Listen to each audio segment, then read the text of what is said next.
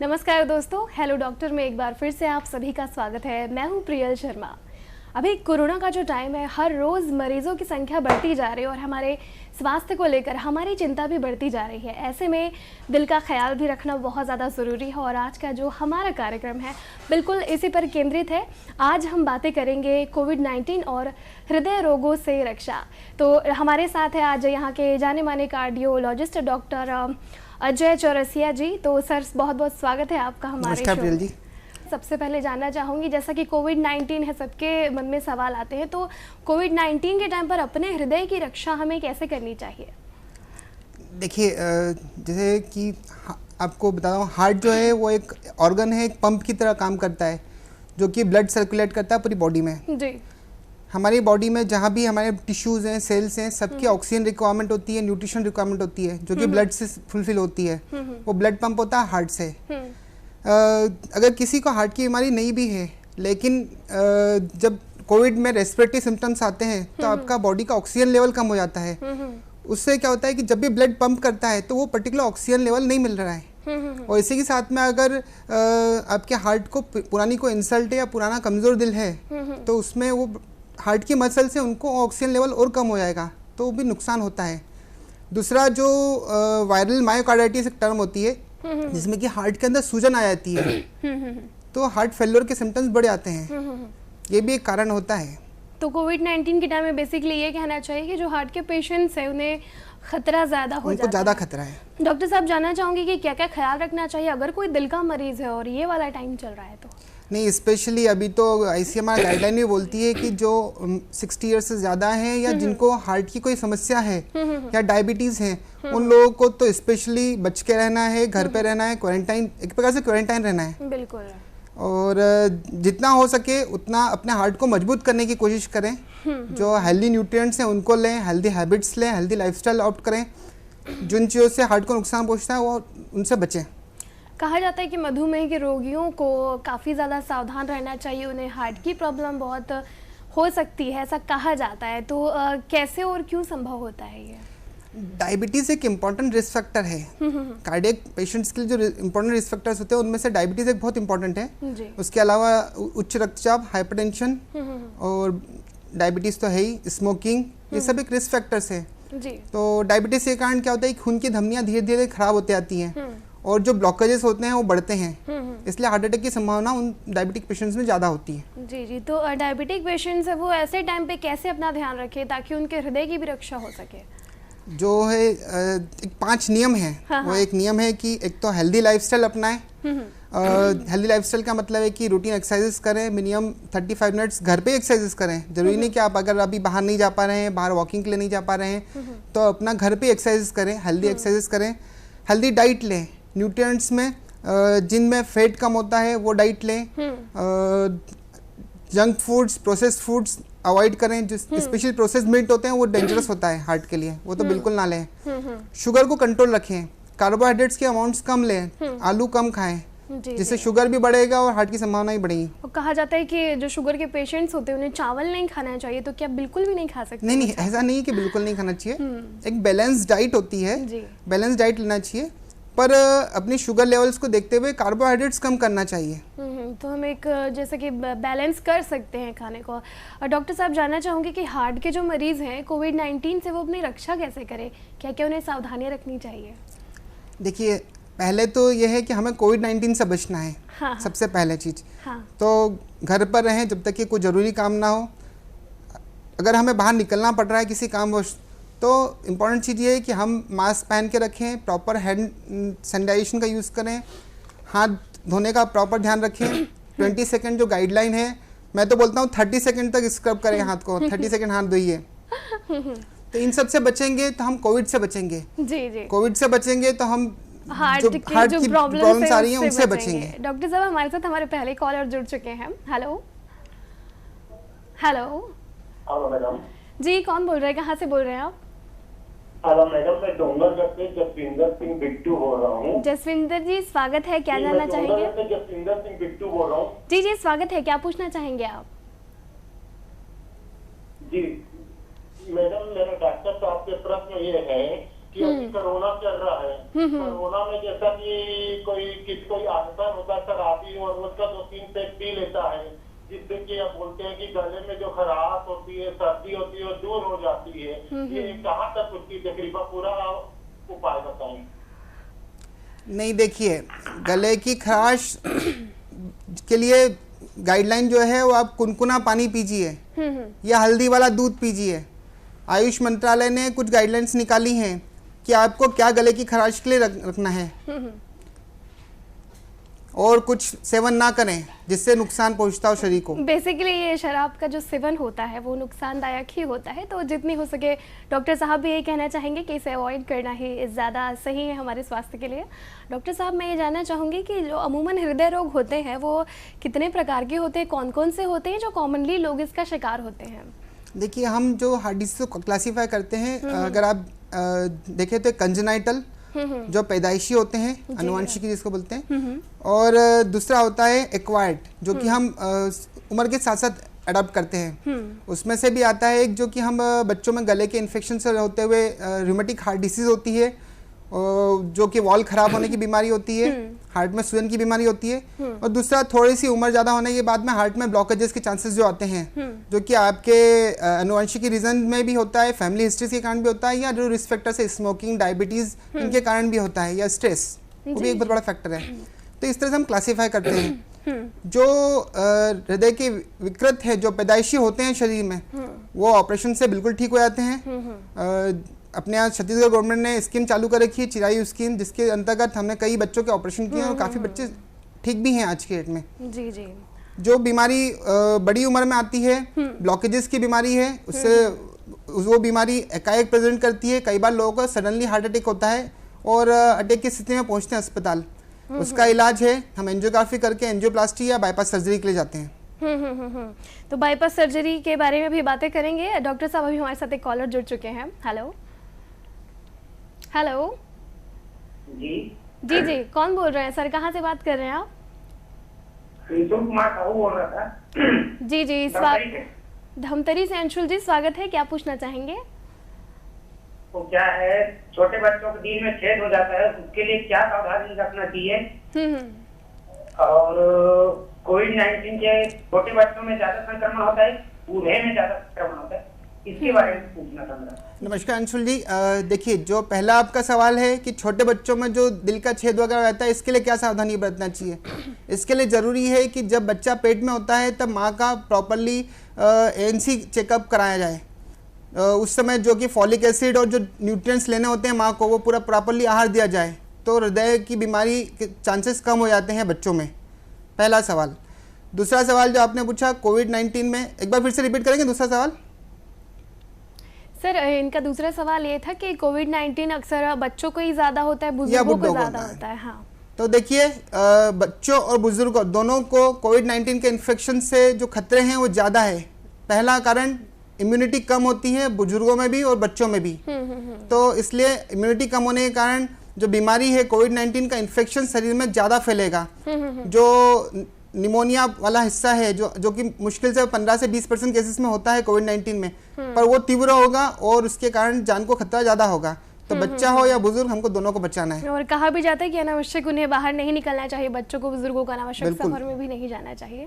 Doctor साहब, bypass surgery की पद्धति क्या होती है और इस सर्जरी के पहले और बाद में क्या क्या सावधानियाँ रखनी चाहिए हमें?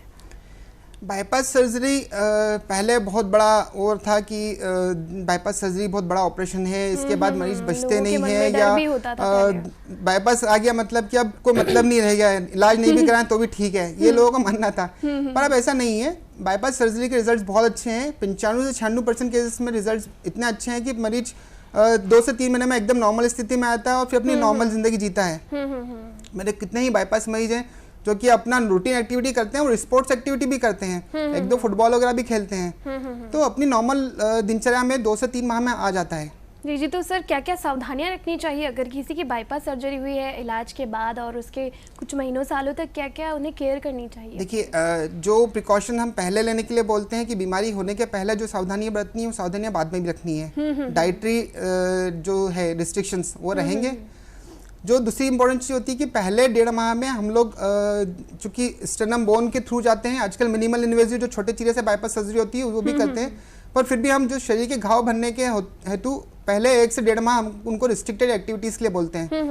उसके बाद वो अपनी नॉर्मल एक्टिविटीज़ में आ जाते हैं। इस दौरान उनको वेट लिफ्टिंग नहीं करना है, ज़्यादा हेवी फिजिकल एक्सरसाइज नहीं करनी है, और उसके बाद में रूटीन जो डाइटरी रिस्ट्रिक्शंस हैं वो डाइटरी रिस्ट्रिक्शंस रखने हैं। बेसिकली क्या है ना, सावधानियां अगर सही बरती जाए तो प्रॉब्लम बढ़ती नहीं है। डॉक्टर साहब हमारे साथ अभी एक कॉलर जुड़ चुके हैं। हेलो हेलो, कौन बोल रहे हैं आप, कहाँ से बात कर रहे हैं? जी मैम, मेरा नाम चंद्र कुमार है और हम बिहार से हैं। चंद्र कुमार जी, बिहार से बहुत बहुत स्वागत है। क्या जानना चाहेंगे आप? जी मैम, मैं डॉक्टर साहब से मेरा अनुरोध है कि जब भी हम सांस लेते हैं कभी कभी दिन में, मतलब कि अचानक हार्ट वाली जगह पर या अगल बगल कभी झटका टाइप का, मतलब कि चमक टाइप का दर्द होने लगता है और सांस रोक लेने पर ठीक हो जाता है अपने आप, ऐसा क्यों? नमस्कार चंद्र कुमार जी, देखिए इसमें अगर आपको किसी प्रकार के सिम्टम महसूस हो रहे हैं कि हार्ट में चमक महसूस हो रही है, झटका टाइप का महसूस हो रहा है, तो मेरा विचार है कि आपको कार्डियक चेकअप पूरा कराना चाहिए। जो कार्डियक चेकअप की पद्धति है, जो कि हम सभी लोगों को 40 की उम्र के बाद बोलते हैं कि अपना रूटीन लिपिड प्रोफाइल और इको और टीएमटी ये बेसिक चीज़ें करवाएं। ये नॉन इन्वेजिव, मतलब कि बगैर चीरे फाड़े, बगैर इंजेक्शन वाली जांचें हैं, जो कि हम पता कर सकते हैं कि मोटा मोटा हार्ट के अंदर कोई परेशानी है। अगर इन सब में कुछ दिक्कत मिलती है तो हम एंजियोग्राफी के लिए एडवाइस करते हैं। जी डॉक्टर साहब, जैसे कि आपने बताया कि चेकअप कराते रहना चाहिए, तो क्या हमें रेगुलर है हार्ट का चेकअप कराना चाहिए और कितने कितने टाइम में कराना चाहिए? देखिए नॉर्मली तो 40 साल के ऊपर के हर मरीज को ये जांचें कराना चाहिए, पर अगर किसी की फैमिली हिस्ट्री है या जिसके पिताजी को या किसी को नॉन कार्डियक डिसीज हुआ है, तो उस स्थिति में तो वो जितना जल्दी हो सके उतना जल्दी अपना चेकअप करा लें। या जिनको फैमिली हिस्ट्री है डायबिटीज़ की या क्रॉनिक स्मोकर हैं और डायबिटिक, खुद भी डायबिटिक हैं, तो डेफिनेटली उनको चेकअप कराना चाहिए। जी, और जैसा कि इनका सवाल था कि कई बार सांस लेते जो चेस्ट में होता है अचानक से पेन उठता है, तो अक्सर लोगों के साथ ये चीज़ होती है, तो कुछ लोग इसे पानी पीकर ठीक कर लेते हैं, कहीं गैस्ट्रिक की वजह से हुआ, तो इसका असल कारण क्या होता है? नहीं देखिए ना, होता क्या है, जो हार्ट का अटैक जो होता है उसमें हम लोग कई बार देखते हैं, हमारे पास मरीज आते हैं तो बोलते हैं कि डॉक्टर साहब वो वहाँ पे फला डॉक्टर को दिखाया तो उन्होंने बोला एसिडिटी है, एसिडिटी की दवा दे दी। कई बार क्या होता है, हार्ट के जो सिम्टम्स होते हैं वो बाकी जनरल सिम्टम से मैच करते हैं और उसमें हम लोग कई बार मिस कर देते हैं। और हार्ट अटैक ऐसी बीमारी है जिसमें कि अगर तीव्र कम समय में इलाज ना मिले तो दुर्घटना घट सकती है। जी, तो अगर हार्ट से रिलेटेड कोई भी प्रॉब्लम हो रही है तो इसे हमें लाइटली बिल्कुल नहीं लेना चाहिए। हो सके तो एक बार फोन पे ही कंसल्ट कर लिया जाए डॉक्टर से, तो ज्यादा सही होगा। हमारे साथ एक कॉलर जुड़ चुके हैं। हेलो हेलो, हाँ जी, कौन बोल रहे हैं, कहाँ से बात कर रहे हैं आप? जी मैं राजेश तावड़े बोल रहा था, इंदौर से, मध्य प्रदेश। जी राजेश जी मध्य प्रदेश से हैं, बहुत बहुत स्वागत है। क्या जानना चाहेंगे आप? मैम मुझे इम्यूनिटी सिस्टम और थोड़ा सा हार्ट अटैक से रिलेटेड से रिलेटेड क्वेश्चन था मेरा, कि कैसे इफेक्ट करता है? मैं समझ नहीं पा रही हूँ। अच्छा, आपने पूछा कि इफेक्ट कैसे करता है? जी, इम्यून सिस्टम और हार्ट को कैसे इफेक्ट करता है ये कोरोना वायरस?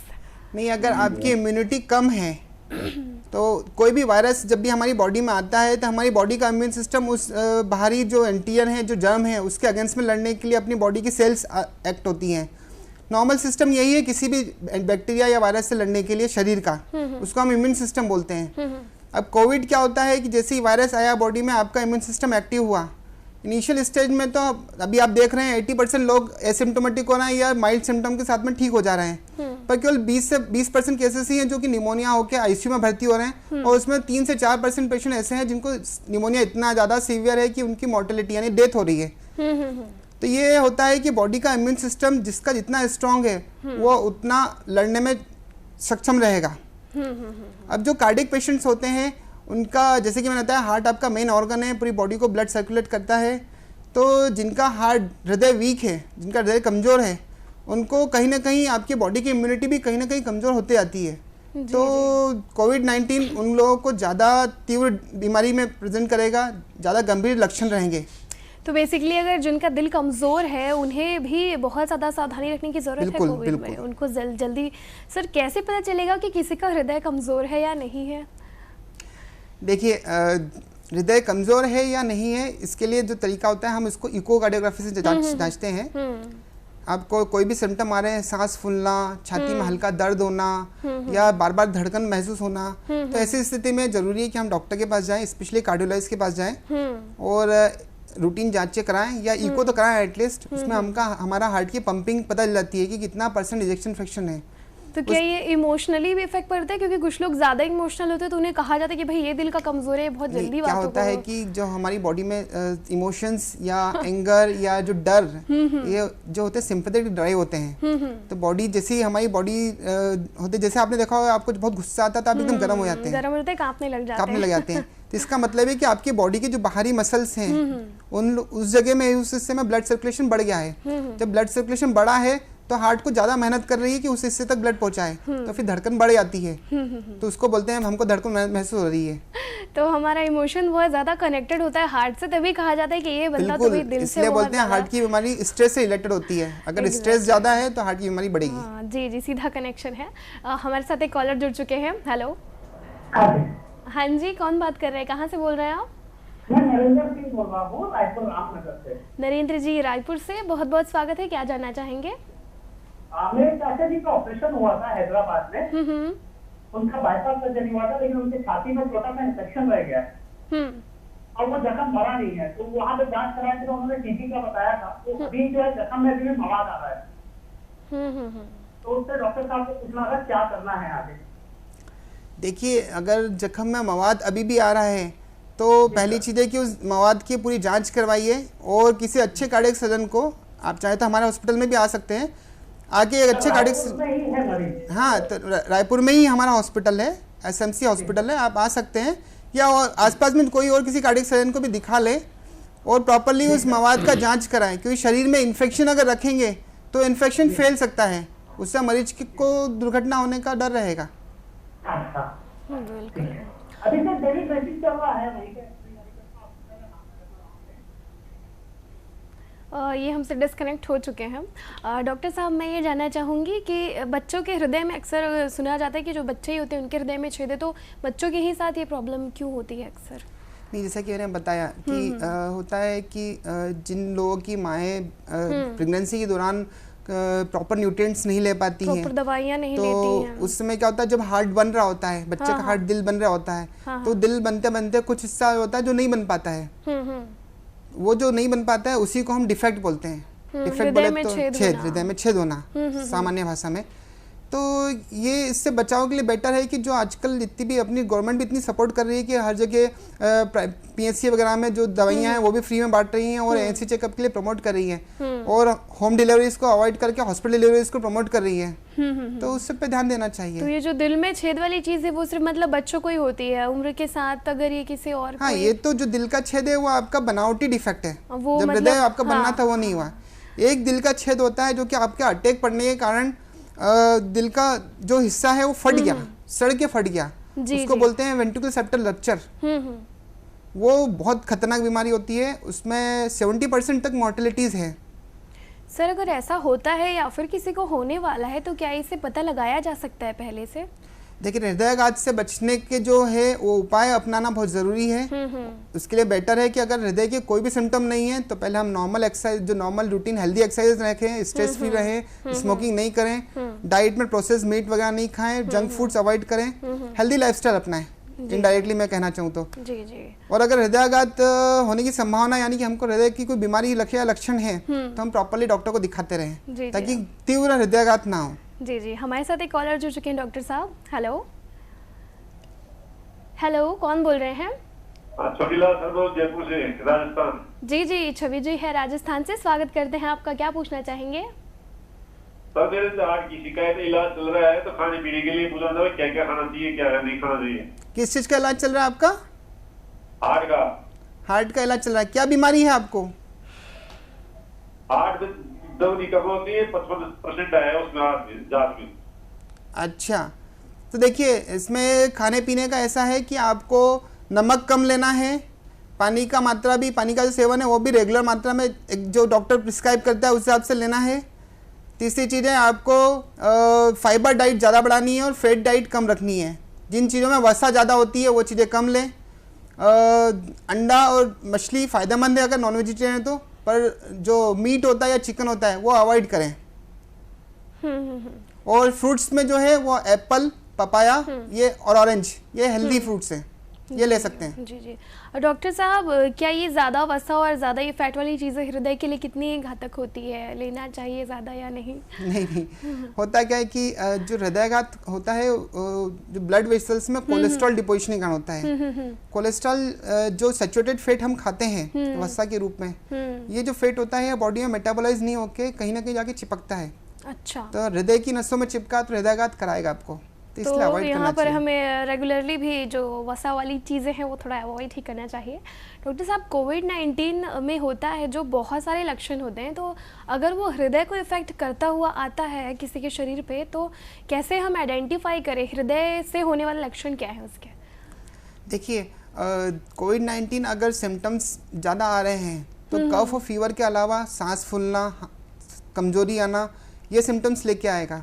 जब भी सांस फूलना या कमजोरी लेके आता है तो हम रूटीनली जो जांच करते ही हैं, पर अगर उसको छाती में भी दर्द हुआ है तो इसका मतलब है कि उसको वाकई में हृदय अफेक्ट हो रहा है कोविड-19 के कारण। और उसका मेन कारण यही है कि जो कोविड-19 न्यूमोनिया कराता है उससे आपका बॉडी का ऑक्सीजन लेवल बहुत कम हो जाता है।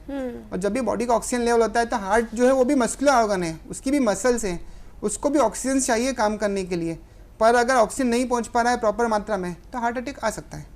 जी जी। और डॉक्टर साहब, हमारे साथ एक कॉलर जुड़ चुके हैं, उसके बाद आपसे पूछेंगे अगला सवाल। हेलो। हेलो। हाँ जी, कौन बात कर रहे हैं आप? कहाँ से बात कर रहे हैं?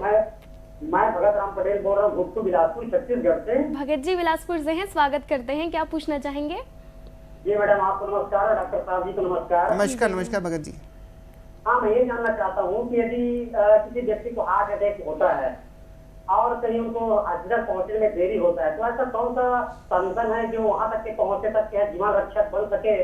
इस पर हमको कौन सी सावधानी रखनी है? इस पर हमको प्रिकॉशंस बेसिकली कैसे ध्यान रखें उनका? देखिए, इसमें एक बहुत चीज़ ज़रूरी होती है कि जो भी पेशेंट है वो गहरी गहरी सांसें लेते रहे, क्योंकि उससे क्या होता है कि बॉडी का ऑक्सीजन लेवल मेंटेन रहता है, एक चीज़। दूसरी चीज़, रक्तचाप या नाड़ी देखते रहें, नाड़ी कमज़ोर नहीं पड़ना चाहिए। अगर नाड़ी कमज़ोर पड़ रही है तो उस समय पानी का सेवन थोड़ा सा ज़्यादा बढ़ाएं ताकि ब्लड सर्कुलेशन मेंटेन रखें और हम अस्पताल तक पहुंच पाएँ। डॉक्टर साहब, क्या कोई ऐसी दवाई होती है और क्या कोई ऐसी घरेलू रेमेडी भी हो सकती है कि अचानक किसी को हार्ट अटैक आता है तो हम सेफ रख पाएँ उनको तत्काल में? नहीं, देखिए क्या होता है, कई बार हमको पेरिफेरी से भी फ़ोन आते हैं कि पेशेंट की ईसीजी कराए, ईसीजी में हार्ट के चेंजेस आए, हार्ट अटैक के चेंजेस आए, या इसको सिम्टम्स है जिसको हार्ट अटैक के चेंजेस आए और हमारे पास कोई व्यवस्था नहीं है। तो हम क्या करते हैं, उनको बोलते हैं कि जो एक लोडिंग डोज होता है खून पतला करने की दवा का, वो दे दीजिए ताकि जो ब्लॉकेजेस पूरा 100% है वो कुछ न कुछ % खुल के अस्पताल तक मरीज आने वाली स्थिति में बन पाए, जिसको हम क्लोपिडोग्राम लिकोस्प्रिन बोलते हैं। आजकल टीकागढ़ एक नई ड्रग आ गई है, तो ये दवा देने के लिए बोलते हैं। साथ में कोशिश बनते ये रहता है कि ईसीजी में अगर चेंजेस हैं ही तो उनको बोलते हैं फ़ौरन से फ़ौरन एम्बुलेंस की सहायता से ऑक्सीजन लेवल मेंटेन करते हुए आप अस्पताल पहुँचे। जी जी। सर, अगर किसी को ब्लड प्रेशर की प्रॉब्लम है, हाई या फिर लो, तो उसे कितना खतरा होता है हार्ट की बीमारियों से या हार्ट अटैक से? हाई ब्लड प्रेशर एक रिस्क फैक्टर होता है, जैसे कि मैंने आपको बताया, स्मोकिंग, डायबिटीज़, इस प्रकार हाई ब्लड प्रेशर भी एक रिस्क फैक्टर होता है। हाई ब्लड प्रेशर क्या है कि इसका मतलब है कि बाहर की नसें आपकी ज़्यादा प्रेशर में काम कर रही हैं। इसका मतलब आपको हार्ट को ज़्यादा जोर से, ज़्यादा ताकत लगा के काम करना है, तो हार्ट की मसल्स को ज़्यादा वर्क करना पड़ रहा है। जब हार्ट को ज़्यादा डिमांड आ रही है, ज़्यादा काम करना पड़ रहा है, तो इसका मतलब है कि हार्ट की डिमांड्स बढ़ रही हैं, और जब ब्लॉकेजेस रहेंगे तो उतना ऑक्सीजन लेवल मिल नहीं पाएगा हार्ट को, ये दिक्कत आएगी।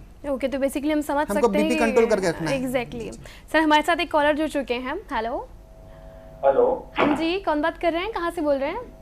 मैं सुरेश बोल रहा हूँ। सुरेश जी, मुंबई से बात कर रहे हैं, स्वागत है। क्या जानना चाहेंगे? हाँ, डॉक्टर साहब से पूछना था हाँ कि किसी को हार्ट अटैक आ रहा है तो उसके सिम्टम्स और जो फर्स्ट एड क्या होना चाहिए, कैसे उसको टैकल करना चाहिए? जैसा कि मैंने अभी बताया आपको, अगर छाती में दर्द हो रहा है या सांस फूल रही है, घबराहट है साथ में, तो फ़ौरन नियरेस्ट जो भी डॉक्टर है उसके पास जाएं, एक ईसीजी कराएं। अगर वो व्यवस्था भी नहीं हो पा रही है तो अपन जो भी दूरगामी डॉक्टर है उनसे फ़ोन पे कांटेक्ट करके उनके पास पहुंचने की कोशिश करें। जो फर्स्ट एड है वो यही है कि गहरी गहरी सांसें लेते रहें ताकि ऑक्सीजन लेवल आपका मेंटेन रहे, ज़्यादा चलना फिरना ना करें, आपकी बॉडी की डिमांड ना बढ़ाएं, और ऐसा कोई भी एक्टिविटी नहीं करें जिससे कि आपके हार्ट की धड़कन बढ़ रही हो या हार्ट के ऊपर जोर बढ़ रहा हो। जी जी, तो बेसिकली यही है कि अपने दिल को थोड़ा सा आराम दे, क्योंकि डॉक्टर ने थोड़ी देर पहले भी यही बताया था कि हम ज़्यादा अगर उससे मेहनत करवाते हैं, जैसे कि हाई बीपी जिन्हें होता है, तो दिल को ख़तरा बहुत ज़्यादा बढ़ता है। डॉक्टर साहब, हार्ट की इम्यूनिटी हम कैसे बढ़ा सकते हैं, उसे कैसे स्वस्थ रख सकते हैं हमेशा? नहीं, जो इम्यूनिटी वर्ड है, ये हमारी बॉडी की एक रिएक्शन होती है, पर्टिकुलरली किसी भी जर्म्स, बाहरी जर्म्स है जो भी बाहर से आ रहा है, जैसे बैक्टीरिया है, वायरस है, उसके अगेंस्ट में जो बॉडी रिएक्ट करती है, हम उस वर्ड को इम्यूनिटी बोलते हैं। हार्ट तो हमारा नेचुरल इनसाइड ऑर्गन है, इसके अंदर तो जो प्रॉब्लम्स आ रही हैं वो इस कारण से आ रही है कि हार्ट के जो मांसपेशियां या खून की धमनियां हैं उनमें कोई विकार आ रहा है। वो विकार क्यों आ सकता है? अगर हम उसको एक्स्ट्रा वर्क कराते हैं या हम ऐसी कोई चीज़ का सेवन करते हैं जो कि उन मांसपेशियों को नुकसान पहुंचाता है। जैसे कि मैंने बताया कि ज़्यादा वसा खाते हैं तो वो जमा होता है खून की नसों में, हार्ट की नसों में जमा होगा तो हार्ट की मसल्स को ब्लड और ऑक्सीजन नहीं मिलेगा तो हार्ट कमज़ोर होगा। इसी तरह हम ज़्यादा स्ट्रेस में रहेंगे, ज़्यादा टेंशन में रहेंगे तो हमारे हार्ट को ज़्यादा काम करना पड़ता है। तो अगर आप हार्ट को रिलैक्सेशन नहीं देंगे तो भी हार्ट कमज़ोर होगा। और इसी तरह जो ऐसी डाइट लेते रहेंगे जो कि जंक फूड्स हैं, जो कि हार्ट की मसल्स के लिए हेल्दी नहीं है, तो वो भी कहीं ना कहीं नुकसान करेंगे। और आजकल की जो जनरेशन है उससे तो जंक फूड ही चाहिए। भाई मुझे जंक फूड ही बहुत पसंद है। डॉक्टर साहब, जाते जाते मैं एक संदेश चाहूँगी हमारे दर्शकों के लिए कि कैसे वो अपना ध्यान प्रॉपर रख पाएँ, स्वस्थ रहें। देखिए, अभी तो जो कोरोना काल चल रहा है इसमें मैं सबसे कहूँगा जब तक ज़रूरत ना हो तब तक घर पे रहें।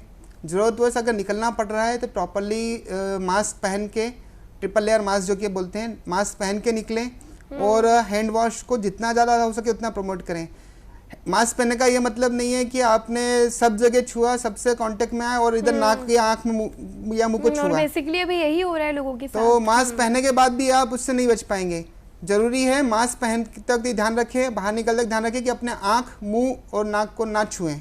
और जब भी छूना चाहते हैं उसके पहले अपना हैंड वॉश जरूर करें, कम से कम 20 से 30 सेकंड साबुन से हैंड वॉश करें। और अपने साथ एक बैग में छोटा सा सैनिटाइजर रखें तो बहुत अच्छा है। और वो भी मिनिमम 70% अल्कोहल होना चाहिए सैनिटाइजर में। हाँ, एक बार बोतल में चेक करना भी जरूरी है। और मेरे ख्याल से टिश्यू पेपर भी अगर रहता है उनके पास तो आंखों में अगर कोई इरिटेशन है या फिर नाक में, मुंह में अगर उन्हें छूने की जरूरत भी पड़ती है तो इससे वो बच सकते हैं। तो डॉक्टर साहब, डॉक्टर अजय चौरसिया जी हमारे स्टूडियो में आए और आप सभी के सवालों का जवाब दिया, आपके स्वास्थ्य से संबंधी, हृदय से संबंधी सवालों का जवाब दिया। तो डॉक्टर साहब बहुत बहुत शुक्रिया आपका यहाँ पर आने के लिए।